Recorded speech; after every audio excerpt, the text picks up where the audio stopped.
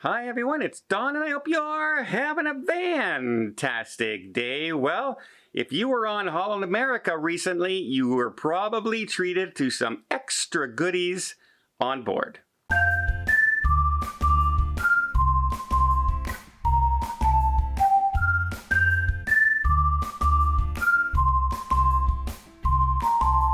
So, Holland America just celebrated their 149th anniversary. They're one of the longest running cruise companies in the world, and they're heading into their 150th anniversary next year. Well, they decided to celebrate on their anniversary day with extra treats, champagne toasts, and various celebrations and festivities on board their cruise ships this week for both crew members and guests on board. They didn't leave their crew members out. They celebrated as well. And if you missed it, if you said, oh man, I wish I was on the Holland America this week or last week instead of 2 weeks from now, well, don't worry, because the festivities and the events and the champagne toasts and the treats and everything are going to continue up until mid or end June, because they still have more ships to bring online. On April 24th, the Newer Dam will come online. Then we have the Ooster Dam on May 8th.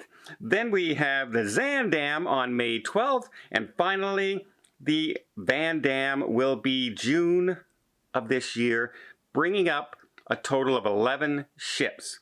Finally back in service for Holland America. It's only a couple months and they'll have every ship up and running, and the festivities will continue through there. Plus, at the end of next month, they have their naming ceremony up in Rotterdam, up in the Netherlands, for the brand new Rotterdam cruise ship. Because of the pandemic, they couldn't celebrate.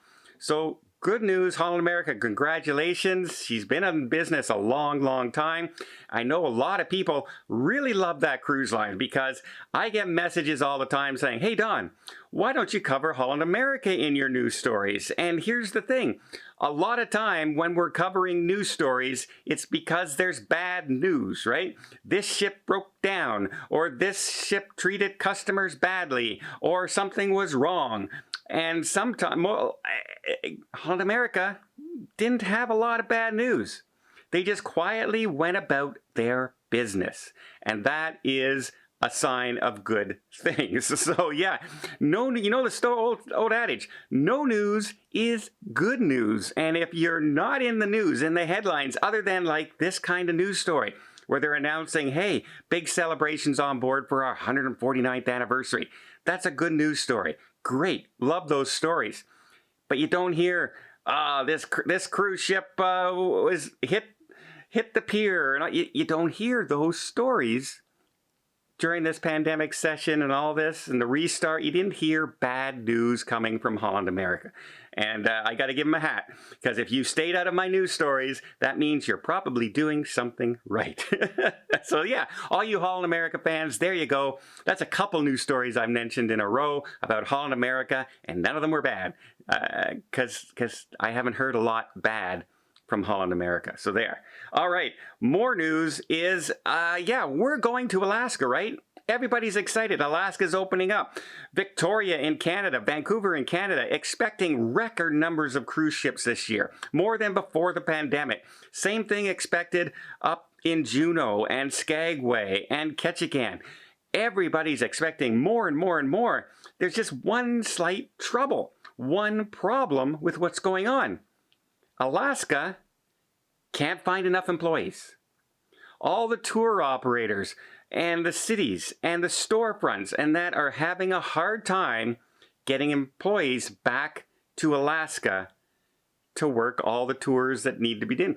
A good 50-60% of the employees that work up in Alaska in all these events come from other countries for the season and then fly home in the off season. Well, they're having a harder time than normal getting them back. And yeah, it's one of those things that we didn't even think about, right? We thought, oh, tour operators opening, everybody's going to be happy. Can't wait to get back to work. No. A lot of people said, you know what, after not being able to do anything for here and having limited stuff and all this, yeah, we found another job, or we did this, or we decided not to travel to Alaska. It's expensive to live in Alaska. And when you're traveling, you end up sometimes sharing housing up there, you smaller places. It's not a cheap venture to head up and work in Alaska. So, yeah, who would have thought one of the biggest problems this year about Alaska is not Canada, it's not Alaska rules, it's not the protocols, it's finding enough employees to actually run the tours and the events and the stores and the docks, etc. Did we see that one coming? Well, I hope you appreciate this video. If you did, please give it a thumbs up. We'll see more tips, more tricks, more travel vlogs from around the world. Hit that subscribe button. Till next time, have yourself a safe and a great vacation.